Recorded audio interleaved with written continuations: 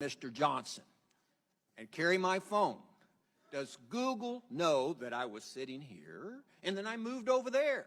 You're welcome anytime, Judge. Yes or no?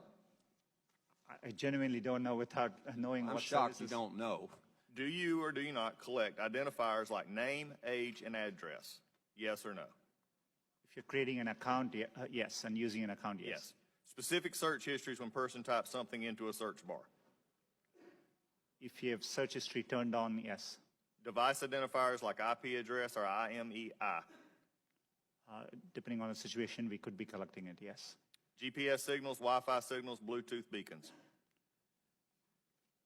Would depend on the specifics, but there may be situations, yes. GPS, yes. Yes, if you have And location. voice and conversations when using Google Voice products. We give an option to turn on or off, and But if a person didn't know it, voice and conversations when using Google Voice products. Yes. we only record when they initiated with OK Google and then say the terms after. Contents of emails and Google documents. We store the data, but we don't read or look at your Gmail. But you have access to them. As a company, we have access to them, yes. So you could.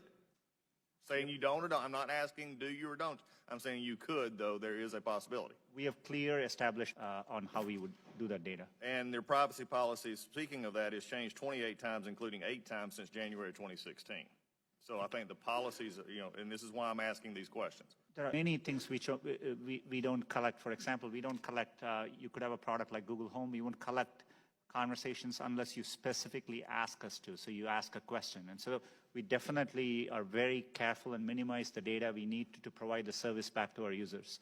Why, number one, does Google need all this information? We can answer that in the fact that 86% of your revenue comes from advertising, so we know you manipulate the data in some ways. However, can you explain what you do to minimize this data, which is generally an accepted standard practice among those who collect data? Our goal is, but we are providing, for example, if we are providing you a service like Gmail, which we have done for 15 years, that data, we need to store it for our users, so they expect us to. So we are trying hard to match users' expectations. We don't need, our data for advertising, as I said earlier, most of it comes from just the keywords you type. And so, we need minimal data to do advertising. We give you options to turn ads personalization off. We store most of the data we do today to help give users the experience they want, and that's what we're trying to do.